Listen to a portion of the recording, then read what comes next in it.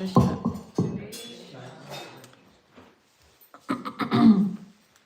we'll just in a second we'll start. Very warm welcome, Hare Krishna Mataji, Hare Krishna Prabhu, and Hare Krishna to all the devotees for coming today. Even though it's a weekday, but obviously we know it's a very, very auspicious day. But even of Kartik month, beginning of the Kartik month, but even more auspicious to have the association of Her Grace Radhika Kripa Mataji and Rasa Priya Prabhuji. So many of us are very close circle here for the Bhakti Diksha program, and they have been coming for many, many years. Some of them were away during the long weekend. And yesterday we had very, very mesmerizing class in Quillian. It was very, very motivating to see such deep and profound realizations and very, very practical. So today again we are blessed with association. Thank you so much.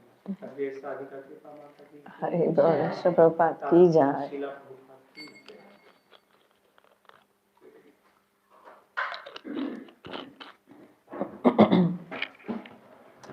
Om Jnani Thimirandasya Jnananjana Shalakaya Chakshunamalatam Yena Tasmai Shri Guruvai Namaha Shri Chaitanya Manobhishtam Stapitam Yena Bhutale Swam Rupa Kadamayam Dadati Swam Padantikam Vandeham Shri Guru Shri Yutapat Kamlam Shri Gurana Vaishnavascha Shri Rupam Sakritam Sarganaganathvitam Tam Sajivam Sadvaitam Sarabhutam Parijana Sahitam Krishna Chaitanya Devam Shri Radha Krishna Padan Sahagan Lalita Shri Vishakhanatavascha Hey Krishna Karuna Sindhu Dina Bandhu Jagatpate Gopesha Gopika Kanta Radha Kanta Namastute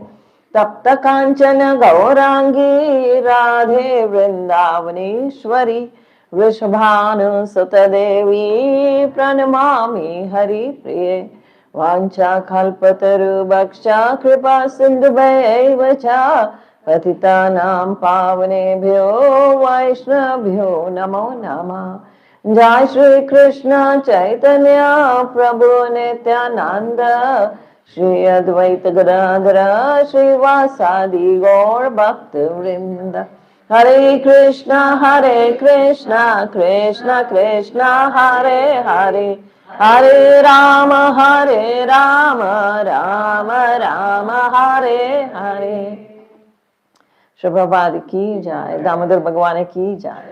So today we are very fortunate. We have started with the Kartik Mass. Kartik Mass is very, very auspicious. We all know. Whatever we do, whatever piety we are going to do, is going to be multiplied by 1,000 times. And you can't even calculate what you will get. But at the same time, if anyone commits an offense even, that also is multiplied millions of times. So one should be very careful. One, Prabhupada said, every day for a devotee, every day is Kartik. He doesn't wait for the Kartik. Every day he celebrates Kartik. Every day one should think it's Kartik. Every day one should be so careful that yes, it's Kartik, I have to be very careful. It doesn't mean just 1 month in a year. It's good for those who are very new to bhakti. They are just stepping into bhakti. It's good for them to have this realization. Yes, I have to take care. This is out of 11 months, this 1 month is very auspicious. So out of these 12 months in a year, this 1 month, if I haven't done in 11 months what I have not done, I should do at least very seriously in this 1 month. So it's very good for those. And especially for the practitioners, the bhakti, the devotional life practitioners, they become all the more careful. But they have to be always very careful. For them, it's every day Kartik. So Kartik starts today with Sharad Purnima, when Krishna performs the Rasa Yatra. And it ends likewise, this year it will end on the 5th of November. So 5th of November is again a Purnima, Katak, that's called Kartik Purnima. And again, it's the birth of Guru Nanak Dev Ji.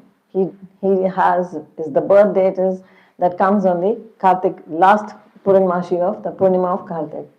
So it's very auspicious as I belong to a Sikh background. So it has always been very nice for me to always celebrate the month of Kartik with the Guru Parampara, with my Guru Maharaj, and being in the, especially make it a point to be there in the 5 days of the last 5 days of Kartik to be in Vrindavan.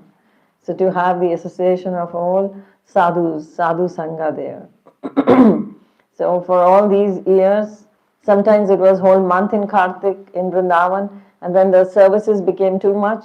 So at least make it 5 days, last 5 days of Kartik in Vrindavan, with Guru Maharaj doing the joining in the Braj Mandal Parikrama for the last 5 days, going around to Chintahan Ghat and to other places, Dauji's temple. So the beautiful moments there, to listening to the lectures of the devotees, the senior devotees, the pure devotees of the Lord. So this is how one celebrates Kartik. Kartik should be celebrated in the association of devotees. Offering the ghee lamp is, of course, singing Damodar Ashtakam. That is a big realization, having to realize how Krishna, being so fearful of the from whom the fear fears him.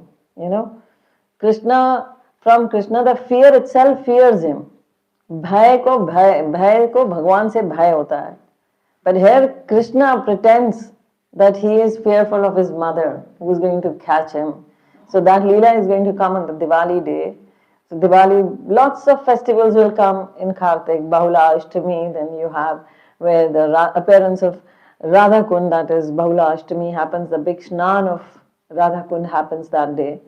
And then you have another coming up, the Diwali celebration, especially when Krishna is and the Govardhan Puja comes. So many festivals are there during the month of Kartik. It's very, very auspicious, of course.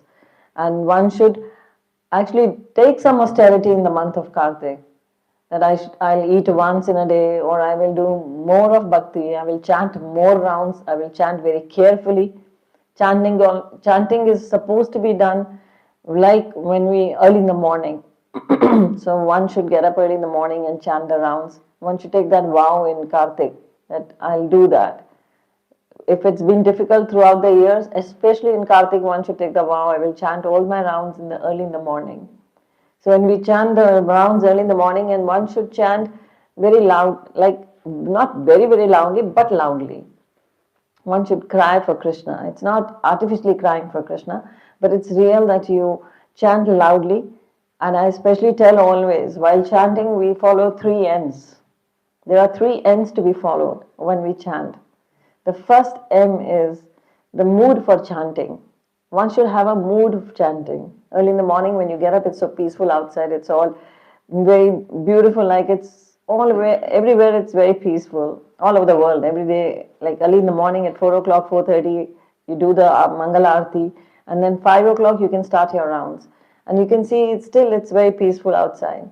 So you make a mood, you create that ambience that, oh, I have to chant, make nice, neat and clean, take shower, be fresh yourself, and take the deities, have darshan of the deities.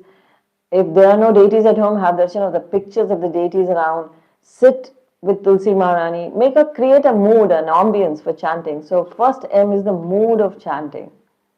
Then comes the method for chanting. So one should focus on the method of chanting. So method of chanting is when you hear what you are speaking. Just don't chant and you are listening to something else and you are chanting somewhere else. It's not that. It's not good chanting. Chanting should be when you hear your own chanting. You can't read about even a Bhagavatam. People sometimes say, oh, I'm reading a Bhagavatam and I'm chanting. So that's no chanting. Listening to a lecture and chanting, that's not chanting. Of course, you can put Prabhupada chanting with you. So Hare Krishna Mahamantra is going on and then you can chant. Of course, that you can do it. But you can't just listen to any lecture. Sometimes people put up a lecture and they start chanting. How can you put focus on chanting and as well as on the lecture? That can't happen. You have to listen the chanting.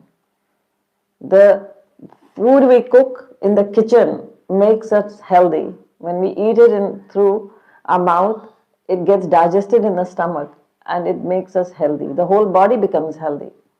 So likewise, the food for the soul, this is the food for the body that is cooked in the kitchen.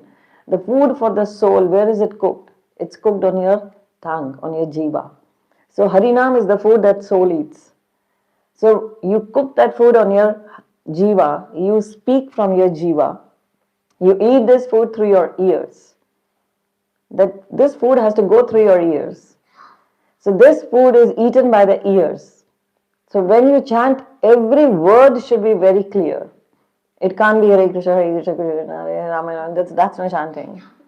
It should be Hare Krishna, Krishna Krishna, Hare Hare, Hare Ram, Ram Ram, Hare Hare. Hare Krishna, Krishna Krishna, Hare Hare, Hare Ram, Ram, Hare Hare.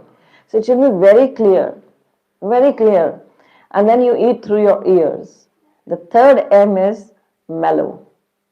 If your chanting should not be robotic or just it's a technique you have picked up, or it's just you've made it mechanical. It should not be mechanical. It has to have life in it. It just can't be dry. It just can't be boring. It just can't be that, oh, I'm just chanting. When will it finish? When will the 16 rounds be over? Hare Krishna, Hare Krishna. And with such a mood you are chanting. Your mood is not at all into chanting. Method is not correct. Then there is no mellow in it. Mellow means you have life in it. You give a tune. The lyrics are the same for everyone. You can give a tune to your chanting. Sometimes you can, while you're chanting, you can put stress on the word Hare. Sometimes you can put stress on the word Rama. Sometimes stress on Krishna. So Hare Krishna, Krishna Krishna, Hare Hare, Hare Ram, Ram Ram, Hare Hare. Hare Krishna, Krishna Krishna. So you put your whole stress, focus on Krishna. Sometimes you can put focus on Ram. Hare Krishna, Hare Ram, Ram Ram, Hare Hare. So likewise the chanting becomes so interesting. You're actually giving so much of life to your chanting. So chanting has got 3 M's one should follow. The right proper method. And then you should have the mood, the method and the mellow. This chanting will definitely create your interest into chanting more. Sometimes you will be finishing with your rounds, but you will say, oh, I started enjoying my chanting. So why is this like, now I have to put back my bead bag. It's already 16 done. This is nice chanting, but if you have this feeling in your chanting, oh, when will these 16 rounds, and you're again and again counting your counter, when will these 16 rounds be over? It's an offense, when we take out the beads and see how many beads are still left in my round. That's the biggest offense. That's a very big offense. That we should not, there is Sankhya Purvak, but you should not be like that, oh, I have to count the beads, that they should be over. In an emergency, it's okay, like you have a very emergency or something, then you can see. But Krishna knows that why you are doing so. He knows it all, that you don't have no interest in it. Sometimes people say, while chanting, I feel asleep. While reading Bhagavatam, listening to Bhagavatam, I feel asleep. So why does this happen? Because Krishna's name is the best medicine for insomnia. Those who don't get to sleep, they can't sleep. It's very difficult for them to sleep. Then if you chant, and if they are in the Bhagavatam class, they will go to sleep very easily. Because there is no interest. It's all the matter of interest. So Kartik month is the one where we can seek the mercy of Krishna. Of course, you will listen to the story of Krishna. Many times you must have heard the 2-finger story. Everybody must be knowing the 2-finger story. So 2-finger short was the rope always with which Krishna was being tied on the Diwali night. And then the Acharya said the first finger denotes our effort to run after Krishna. And the second finger denotes Krishna's mercy upon us. So when we run after Krishna, Krishna is very merciful to us. So if you really run, doesn't mean you will start running and join a marathon. It's like you are crying for Krishna, you want Krishna in your life, you struggle hard to do your bhakti. I know it's a big struggle. It's a big struggle to chant your rounds, it's a big struggle to follow 4 principles, it's a big struggle to have prasadam always. It's a big, big struggle. But then Krishna sees your struggles, that yes, you are doing it so happily. And one who lives in gratitude is always welcomed by Krishna. So here the second finger is his mercy. So why Krishna kept the rope always 2 fingers short was for this. He wants us to run after him, to always struggle for him. And second is that we will get him only by his mercy. So his mercy will come when he will see, yes, you are always trying to. Actually, he says in Bhagavad Gita, Tesham Sata Yuttanam Bhajantam Priti Purvakam. Those who always chant my glories, those who will always chant my holy name, I give them the intelligence to come to me. So that is his mercy, that he gives you the intelligence to come to him. So we are very fortunate that Srila Prabhupada has given us a very simple, straight way to reach to Krishna. So the way goes through the Guru, and he is the preeminent Shiksha Guru for all of us. So there is those who live in gratitude, I was saying, that they always reach back to Godhead. I was in the morning, actually, I was listening to a small story of a bird, a little bird, a very small bird, who was in a desert, who somehow reached a desert, and now she was stuck there. She didn't know where to go, and she was always very thirsty. She would find very little water and she was in a lot of despair. And then suddenly, and she's crying. She has no friend there, and she's crying. She's thinking she's gonna die, and there's so much of pain in her life. She's a little bird, like all of us. We may live with all of us together, but still everybody is actually, they have their own Kurukshetra, we always says. They are in grief, they are in despair, they have everything in themselves. You can't share everything with everybody. So like that little bird, she was thirsty. We also have our thirst. We have our desires. We have so many things in us. So she was looking for water, and then suddenly she sees a white pigeon comes to her from the Supreme Lords. It says that like an angel, like it has descended there. When he saw the struggles of the bird, he came there. And then he asked that little bird that, why are you so much in pain? Why are you in agony? And she says, I've been struggling here in this desert. I don't know how I reached here, but I'm struggling here. It's very difficult to survive here. I have nothing to eat here, nothing to drink. I'm always looking out for something, and far off I see some plant, some greenery, and I reach there, and with my little beak, I poke the stem of the plant, and then I suck a little bit of water, and I'm surviving on that. I find something to eat, I survive on that. How long will I suffer in this desert? Who can tell me? He says, don't worry, I'm going to the Supreme Lord, I'll tell you. I'm an angel. I'm going back and I'll bring you the message that how long you have to suffer more in this desert. So the pigeon goes away, that's a white pigeon. He flies and then he goes to the abode of the Supreme Lord, and there he asks that there is a little bird, my little sister she's suffering in this desert. Till when she will suffer? How long more she will suffer there?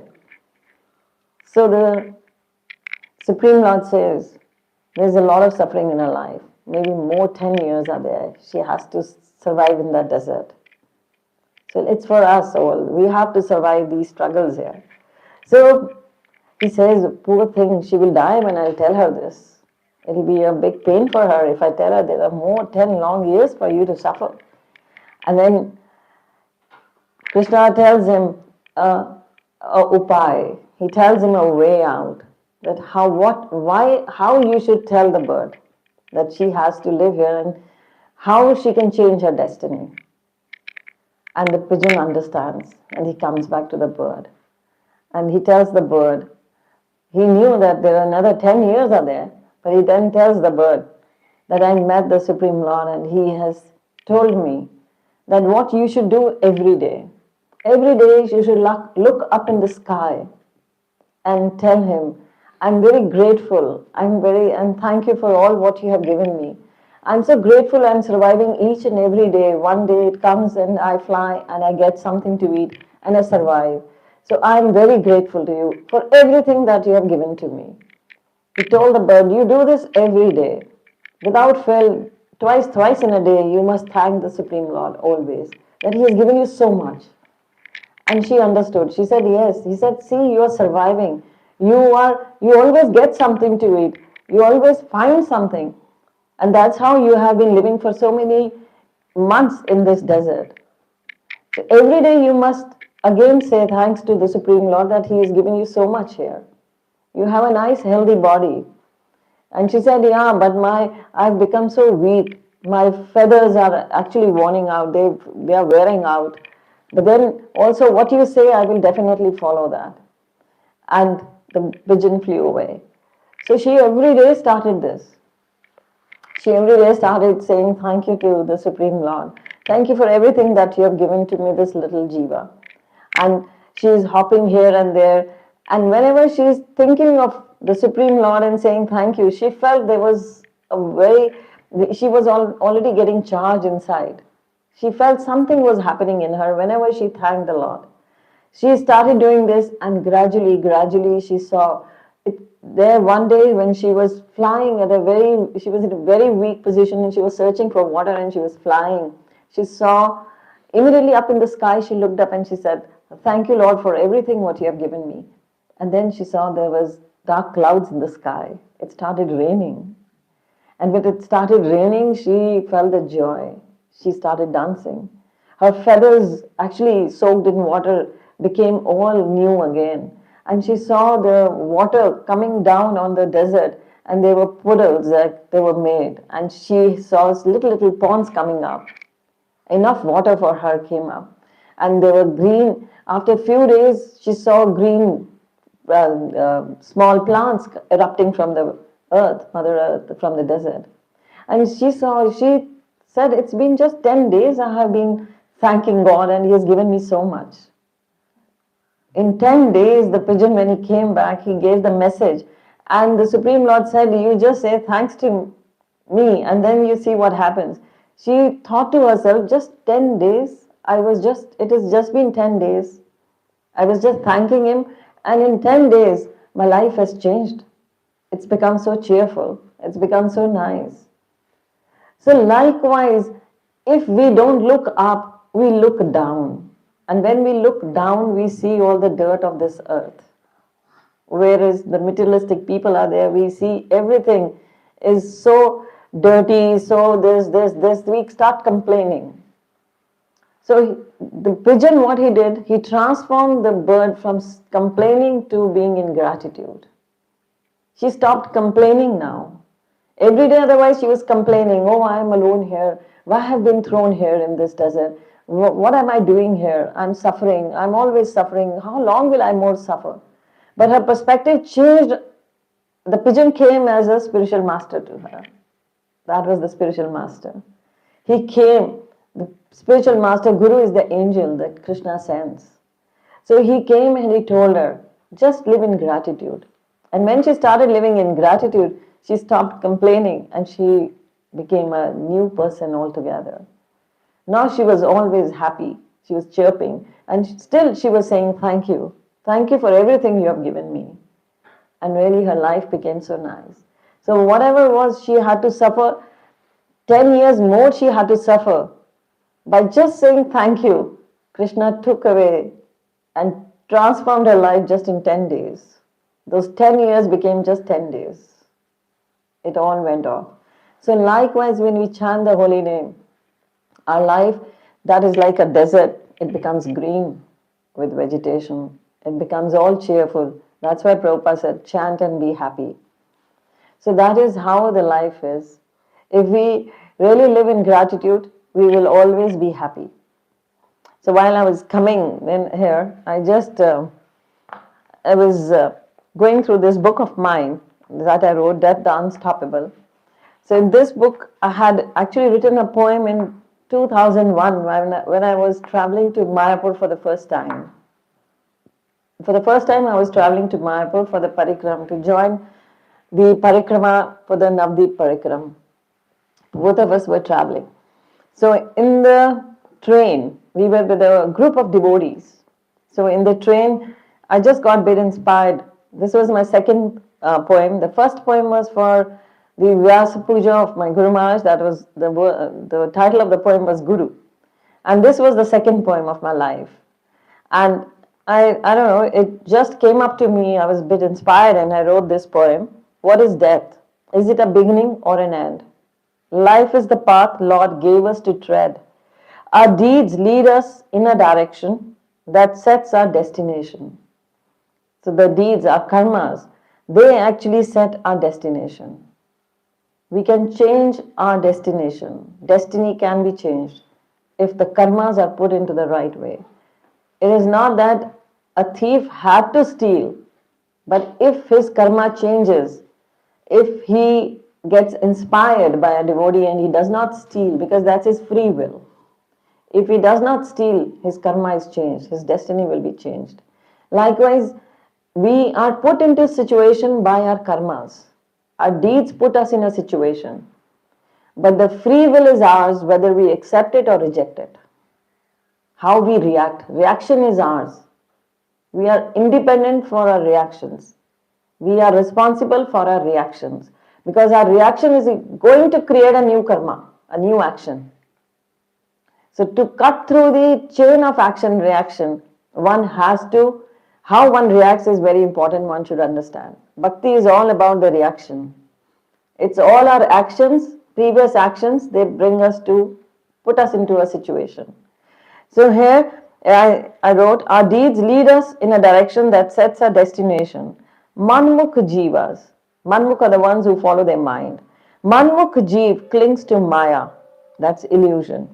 Cycle of life and death awaits his kaya. So the cycle of birth and death, it awaits. He will fall again and again in the cycle of birth and death. A manmukh who doesn't have a guru, who doesn't follow the instructions of a bona fide a guru coming from disciplic succession. If he doesn't follow him, he's going to fall back again and again into the cycle of birth and death. Manmukh jeev clings to maya, cycle of life and death awaits his kaya. Gurmukh jeev, who follows the spiritual master. The Gurmukh is the one who follows the spiritual master's instructions. So Gurmukh jeev clings to Nam Yukti, that is chanting the holy name. Hari's name is the food he eats. Hari's name is the dress he wears. Hari's name is the place he visits. Hari's name frees him from yam's fear. So Hari's name actually, a devotee is always chanting Hari's name. What he wears, that's Hari's name. What he eats is Hari's name. What he does, everything what he does is Hari's name. And Hari's name is so powerful that it frees us from the fear of Yamaraj. Yamaraj is also scared of the persons who chant Harinam. Yamdutas cannot touch those who chant Harinam. It's given in the Granth Sahib, it's given in the Bhagavatam. So here it says, Hari's name frees him from Yam's fear.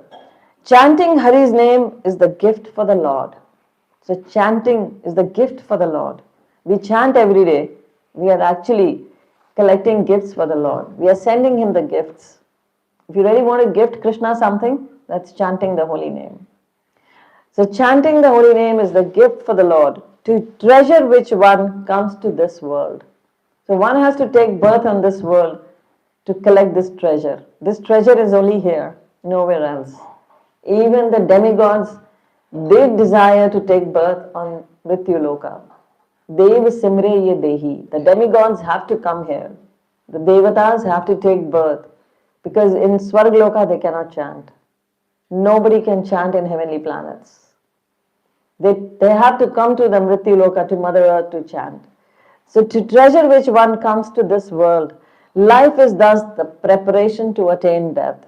Death is thus the beginning and not the end. So life is just a preparation that how one must die. So it's nothing to be depressed of. But death is actually, devotees welcome death because that is the only way they are going to cross over and meet the Supreme Lord. Devotees don't fear death because they chant Hari's name. So life is thus the preparation to attain death, and death is thus the beginning and not the end. So death is not the end. It's the beginning for all of us.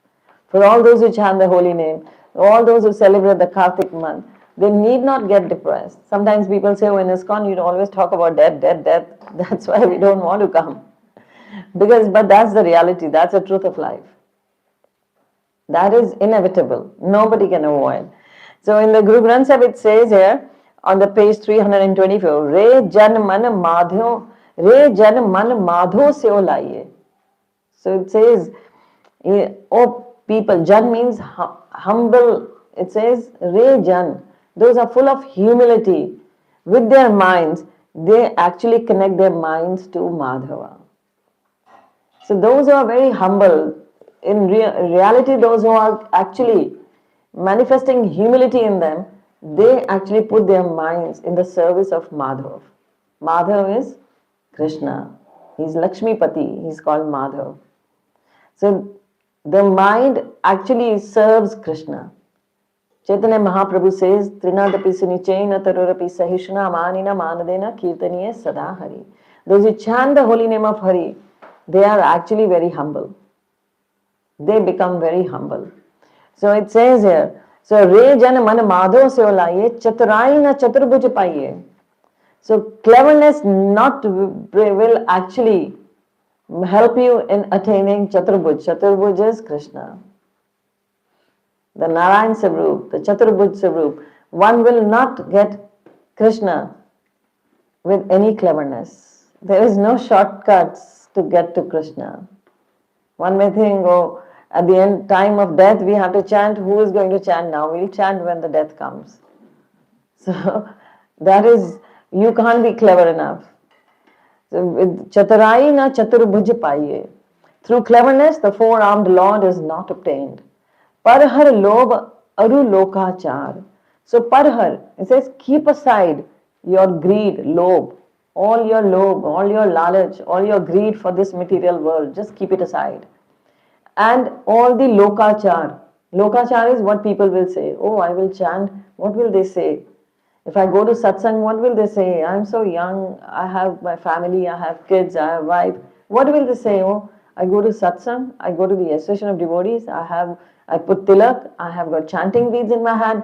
What will everybody think? Everybody will think, oh, I have gone mad.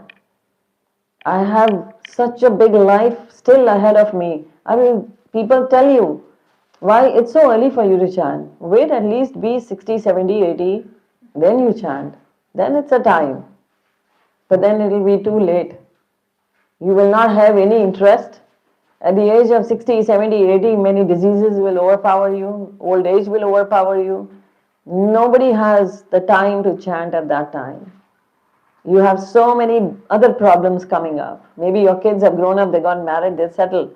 But then you have other problems coming upon you.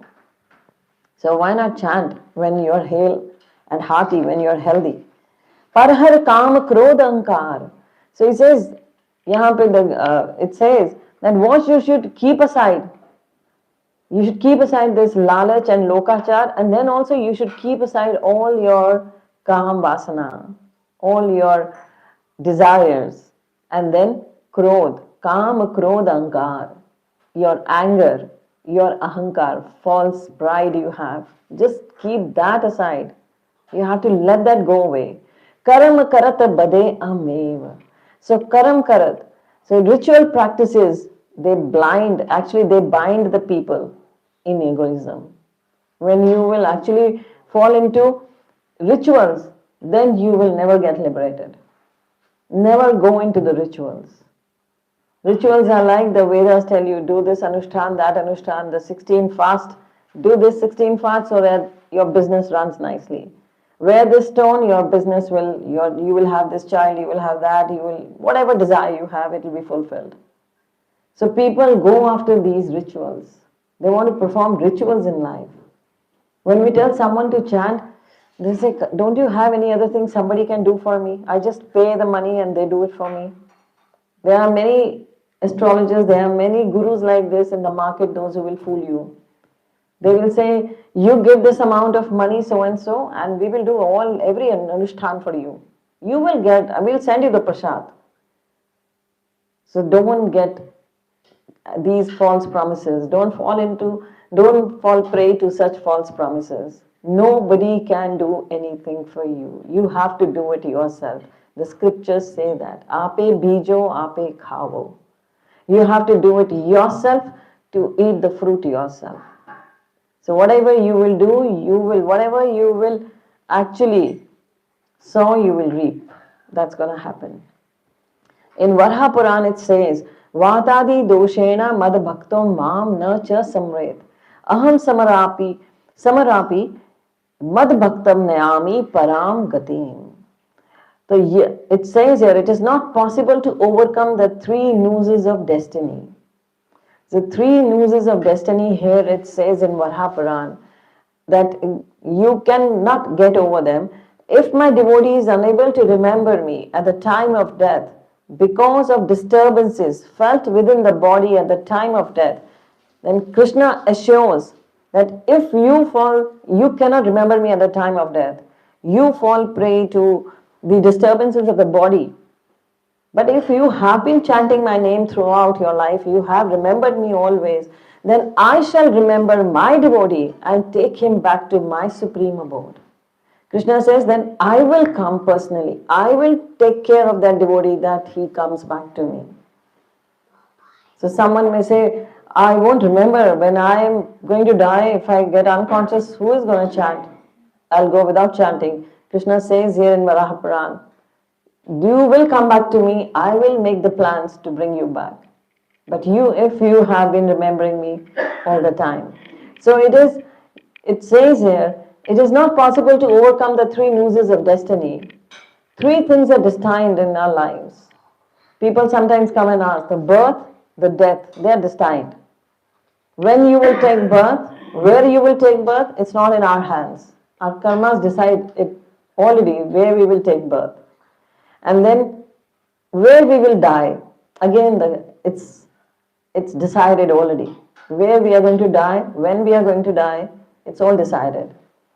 When we took birth, the reverse counting already started. It already started. And we are just dying every day. Every moment we are dying. What I was like 5 minutes ago, I'm not now. What I was 1 minute ago, I'm not now. I may give thousands of dollars to get back that 1 minute. I cannot. It's gone. So that minute is gone from my life. It's already subtracted. So birth, death. And third thing again is, who is going to be our life partner in life? It's already destined. It's according to karmas we will come across such people. So these things are there. Even Chanakya Pandit says, the death, the money and karma, nobody can take it away from you. Your death, your karma, your money. Nobody can take it away from you. You will get what is destined to come to you. Because it's all is being calculated on the basis of your previous karmas. So here it says again, these lines are from Varaha Puran. When and where one would have these, and with whom or through whom, as the clouds in the sky are moved by the wind, so the world is moved by destiny, united with the fruits of the deeds. The fruits of the karmas are very important. So that is why that pigeon, the guru, the spiritual father, comes in our lives and teaches us to live in gratitude, so that our deeds become strong. Whatever we did in previous lives may be washed away. Those sins can be washed away, but only with the mercy of the spiritual master. Only by the mercy of such deeds as taking the instructions of the spiritual master. That's important in life. So that is all about Kartik. That this Kartik we should promise to ourselves, take a vow, that I will listen to the instructions of the spiritual master. Those who don't have a spiritual master, they still have Srila Prabhupada as their preeminent Shiksha Guru. So they take the instructions of Srila Prabhupada and they aspire for a spiritual master. So when we take the instructions of Srila Prabhupada, then we are focusing on our deeds again. As Prabhupada has given us the 4 regulative principles to be done, then eating prasadam and chanting 16 rounds every day, and reading the Bhagavatam and Bhagavad Gita every day, So this Kartik, those who have not done this earlier should take a vow, this Kartik I will do it. And those who have been doing it, they should take a vow, they will do it more nicely. They will do it with more focused and they will not commit offenses.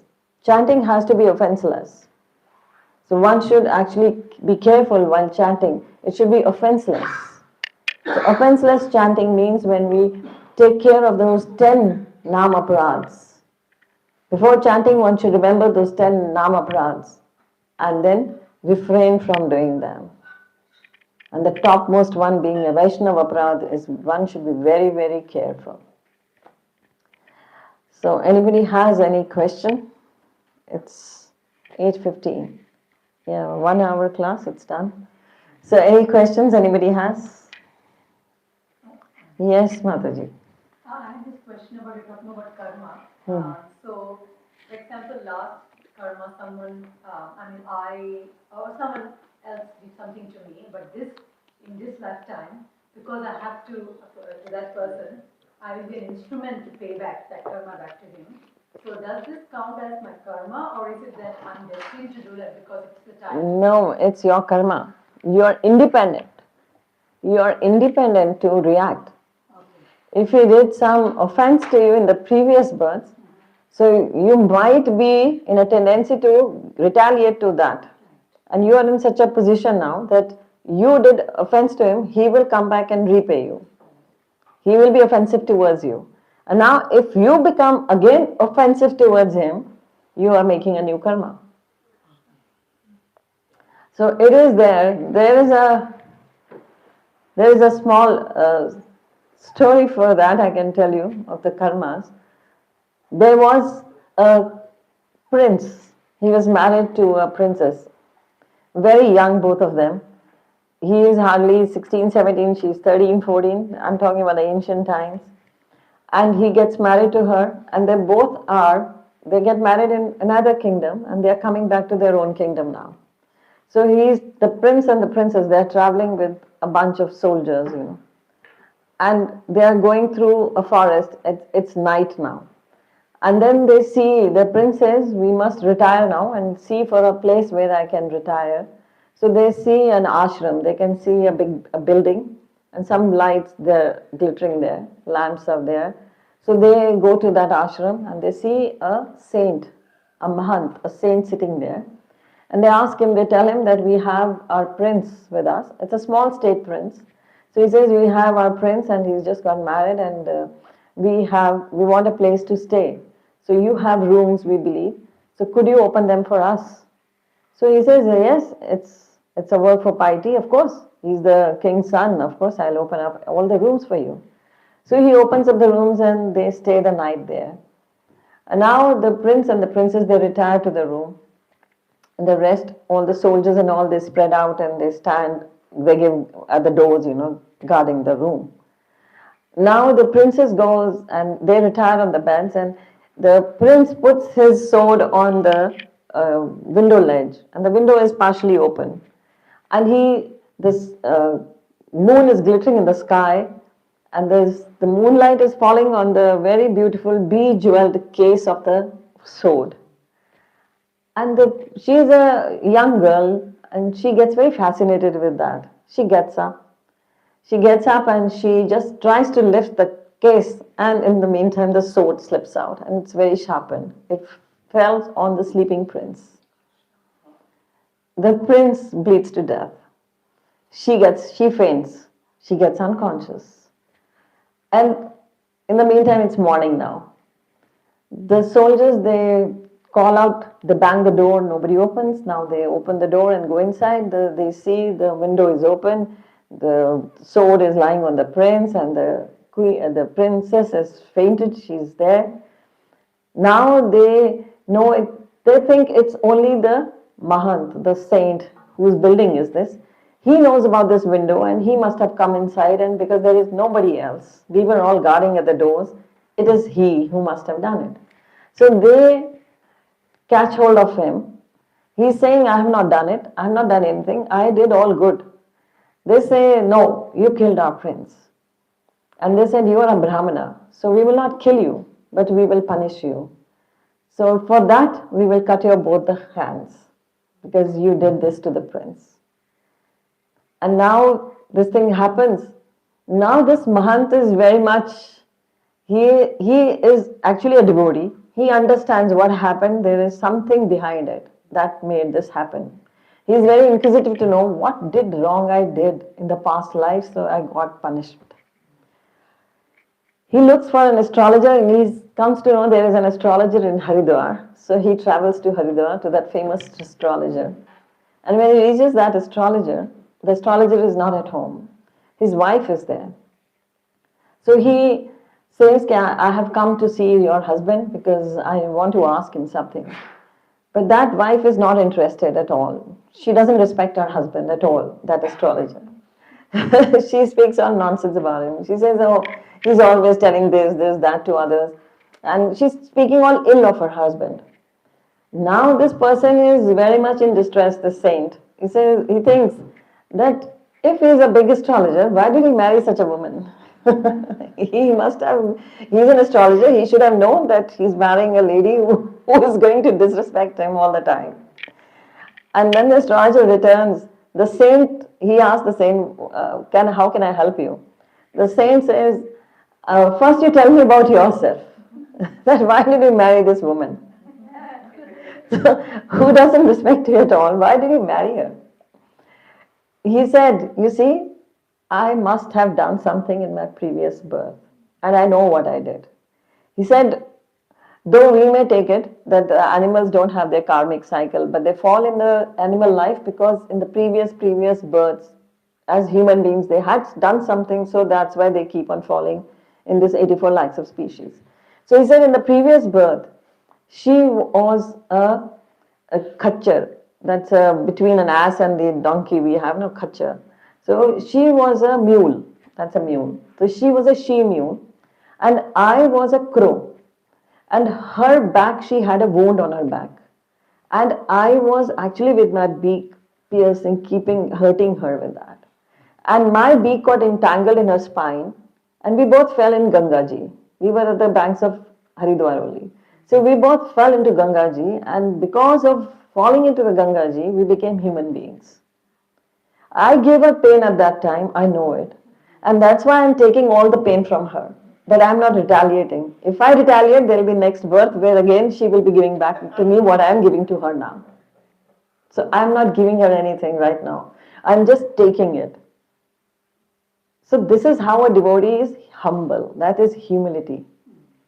That devotees, they don't do tit for tat.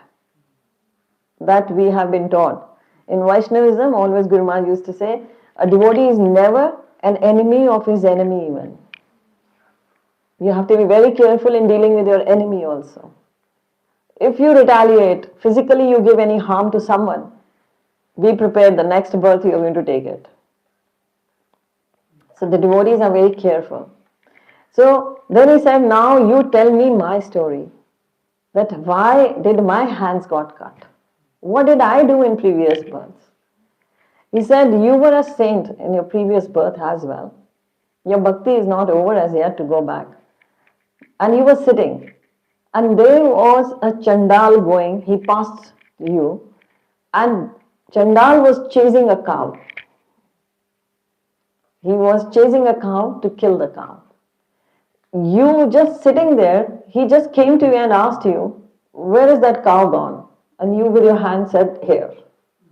Your hands had to cut because you made such a cow to be slaughtered by the Chandal. That prince was the Chandal. He had to be, and that princess was the cow. She had to kill the prince, the Chandal, and your hands had to be cut. This is how Krishna places everybody in their role. So in this life we think, oh, he suffered a lot, they were prince and princess. But she had come to settle the scores with him. And that is how, actually, this is from a scripture itself, a very old scripture. I once came across this and the story was really so nice that it makes us understand. That is why Bhagavad Gita in the 18th chapter, if you go into the verse 49, I believe, you will find out that Krishna says, cut the chain of action and reaction. This is all Bhagavad Gita is about. Just cut the chain of action and reaction. If you want to go back to Godhead, so no reaction to the previous reactions that we have given now. Because we are here because of those reactions. If we are married to someone, if we have some child, um, any relationship in this world, wherever, whatever relation we have with any friend or anyone who gets envious of us or anything, we must have been envious of him. That is why he's retaliating now. But if we retaliate in the same way, we are making a karma. So sometimes people say, oh, maybe this is our first time. That was not the previous, but it's not that. It's always the previous lifetimes. Krishna tells Arjuna, you don't remember anything, I know everything. You will not remember anything. I remember everything, every past life of yours. So our past life, every past life is well known to Krishna. He knows everything, everyone's record. Haribol. So, yes.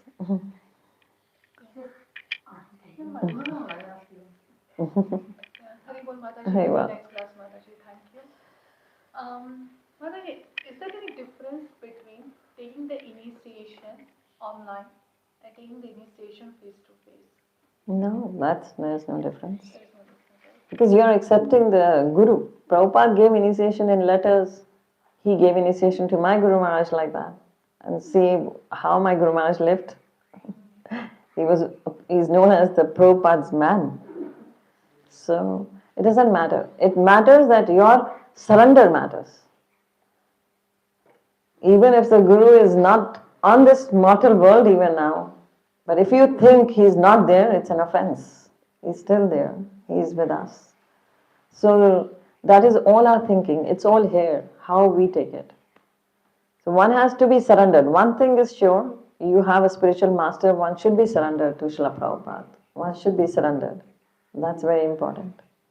So our surrender is very important. Initiation is important, surrender is important. And getting initiation by online or offline, it's one and the same thing. Initiation is important. Very important. Yes, Motherji.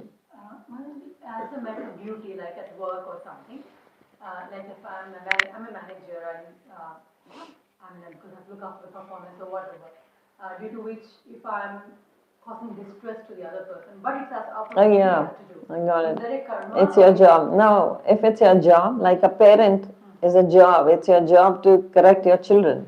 If you say, oh, I won't say anything to them, no retaliation, so that won't do. But as your job, as this, where you have that post, there you have a responsibility to. That you have to take. Your responsibility you should do. You should not go beyond, like, this is in the material world relationships where we are talking about. Not with your boss or not with your colleagues or, because you have at a post, you have to take care of that. You I'm can, doing as a duty, as the post. That chair is demanding that. It's not you doing, it's the chair. Like Brahmaji has a post, Indra has a post. So they have that chair is that the responsibility of that chair they are doing. They're following that. Likewise, you are doing. Likewise, we are parents, we are a sister, we are brother to someone, we are sister to someone, we are daughters to someone. So we have all these duties. But if we are a devotee, we do our duties at the best. If you are a devotee, you will be a very good wife, you will be a very good daughter, you will be a very good mother. Everything will be perfect. But if you are not a devotee, then whatever you may do for your kids, they will never be grateful to you for that. But if you are a devotee, you will be always doing the best for them. So when we become a devotee, we become good children, everything becomes the best. So, any other question? Yes, Prabhuji. Again, like Krishna says in Bhagavad Gita, that the laws of karma are very intricate and very, very difficult to understand. Because sometimes when you hear stories like this, it's almost like, I slept you in the last life, and then you slept me in the life, you slept me before that, and I slept you in the life before that. But, again, when you hear that story about, okay, before that they were a male mule and a female mule, what caused them to become a male and female? Yeah, they must have done something, that's why they came there. Yeah. Yeah.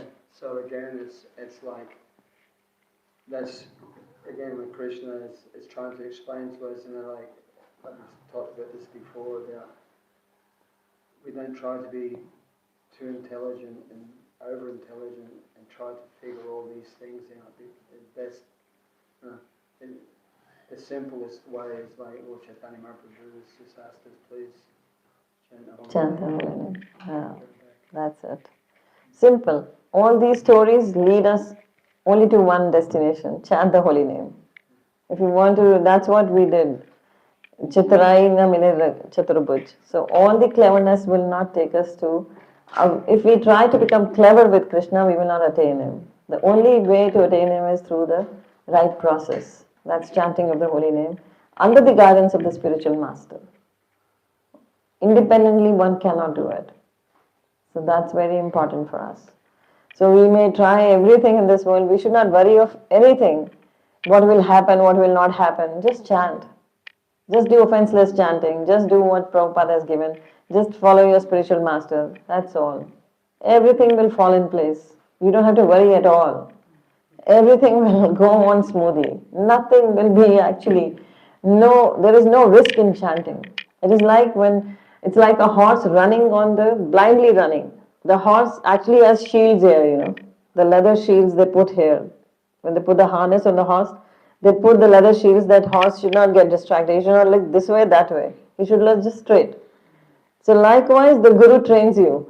Just chant and look straight. And if you run on the spiritual path even, you will not fall down. Never will you fall down. Because Harinam is so powerful, so potent. It helps you in every situation. So it's just like you should have these blindfolds here on their sides so that you don't get distracted with Maya from here or there. Nothing should distract you. Just chant. Haribol. So we end the session now. Hare Krishna. Yes, Prabhuji. Mataji, I remember last year at the same place, you mentioned that your trip, how you went to Pakistan. I can switch off the live streaming. Yeah. Can you please explain how you went to Okay. Pakistan? I will switch it off. Haribol. Mataji, you had a question? Or somebody has a question. Thank you, Mataji, for that enlightening story of that bird you said. Yeah. My realization is, when one lives a life of gratitude, our life is blissful. Yeah. I have realized it myself. When I feel grateful for wherever I am, whatever state I am, to be in a devotee family, I feel so good. The same me, when I live and then whinge about, I'm so miserable. Yes. So that is what always I feel, Mataji, why is that? Me, the same person, go through that modes of nature. So how can I maintain that state? That great gratitude, grateful. Just follow the instructions of spiritual master. Just chant nicely. There is no way out. Just chanting has to be very nice. Your sadhana has to be strong and keep on motivating yourself. So motivation is very important in life, especially in spiritual life. In material life, you are motivated by your neighbors, by your friends, that you want more than them. You want to compete with them. So motivation is always alive there. So, but when you're devotee, you be in the association of devotees, then sometimes when Maya comes over, you see the faults of the devotees. And when you see faults, you're demotivated. So one should never see the faults. Just see how they are struggling. So they are also trying.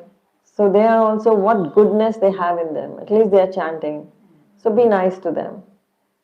And just I was listening to a lecture in a Gurdwara and they said the speaker is a very powerful speaker. So he was saying that when at the top of the water there is all kai, there is all, you see, the green fungus is there.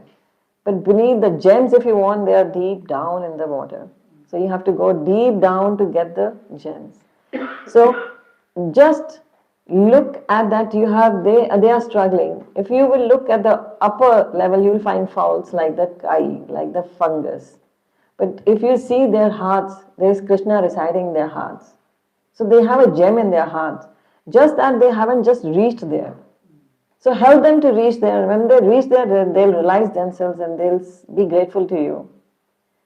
So likewise, but you will find such people, those who are very envious of you, and they really don't like your company, and they do backbiting, lots of things they do. But then just maintain distance from them, but have kindness in your heart for them. Have compassion. Tell Krishna always, just give me so much of strength that I forgive them. That strength is needed. I know that I have had these all personal experiences, and my Guru has trained me all for that. Because I also came across many things in 26 years. It's not, the journey is not very simple. It's not that simple. Because everywhere you will find all kinds of people. Krishna will keep on testing you, Maya will keep on testing you. So such people will come. And my Guru Maharaj always used to say, your numbers will be up before Krishna. If you follow the words, instructions, if you don't retaliate what they are doing, if they are envious of you, don't retaliate. Just remain calm and chant the holy name. Just ask forgiveness for them. Your numbers are going to be up before Krishna. So this was such a big solace for me, that my spiritual master directing me everything. So I was very fortunate for that. Krishna gave me that. And that's why he told me to preach. That meant that I should actually give to everyone what I have experienced, so that everyone can be motivated all the time. So motivation is very important. For both of us, Guru Maharaj was the biggest motivation. All the time following him every day. Every day I used to look where he is now. He's in America, he's in Russia, where he's giving, which pictures are coming from, his pictures are coming, and I would keep them with me. So it is that, and when he's coming to Delhi, just keep a track of that. And people would ask me, how do you know he's coming to Delhi? Does he call you? I said, he does not call me. I keep a track. When is he coming? I keep on inquiring. And I make it a point to go to the airport to receive him. I make it a point to see him off at the airport. So it is like that, that your attachment will keep on growing and that motivation is there. So he trained us in that way. He gave us the services that kept us motivated. So we should always be actually doing services. Taking up the instructions of the spiritual master is the services. If you keep on serving Krishna, the motivation will keep on coming. Now my God brothers and God sisters, some of the God brothers, they're so nice and so friendly with me, so nicely. They keep on, I seek their blessings. I tell them I'm going to Australia, just send blessings, and they shower their blessings. Today Dasavatar Prabhu was, actually, he was upset with me because this time I did not call him up when I came here. I had called up other God brothers and I did not call him up. He says, I didn't know you are in Australia. I never got a call from you. I said, I'm so sorry. I do call you up. Sometimes you don't pick it up, so I must have missed it out this time. So see, that's the love, you know. He is not related to me. He is nothing for me if I think. But he served Guru Maharaj. He has been in touch with me for the last 10, 15 years. So that love is there, that bonding is there. And he is motivating me. Yes, you are doing such a nice service to Guru Maharaj. So what else we want in life? Our relatives will be jealous. If in material world you gain more wealth, more name, fame, your relatives they will congratulate you, but they will not be happy from heart. Very rare, rarest of the rare, someone will be happy. Otherwise they will. Materialistic people are envious more. They are not happy in others' happiness. So, but we are very fortunate if we get such association. Motivation is very important. Hari Bol. Yes, Prabhuji. You have any question, Prabhu? Yes, I can Humanity. I just wanted to, you reminded me of that very nice verse in 5:18:9 with Prahlad Maharaj and the residents of Chandravit, where they say this very nice prayer that we could all meditate on, that may there be good fortune throughout the universe, and may all envious persons be pacified. May all living entities become calm by practicing bhakti yoga. For by accepting devotional service, they will think of each other's welfare. Therefore, let us all engage in the service of the Supreme Transcendence, Lord Sri Krishna, and always remain absorbed in thought of Him. Yes. So enviousness, we should all pray that. And the saintly prayers are that, where we pray for everybody. That's what it's, Prahlad Maharaj wanted this. He wanted this to be done. Even the prayers that come, the Bhagavatam is full of prayers. Every canto has got prayers and prayers. You come to 6th canto, 5th canto, there are prayers, Hansagua prayers, other prayers, Grajendra's prayers, all these prayers. And especially enviousness, one should get rid of enviousness. And that is why we pray, we every day actually chant the Shikshashtakam. The Shikshashtakam is in 8 verses, everything is there. So Amanina Mandena is actually getting rid of enviousness, giving respect to others, not asking respect.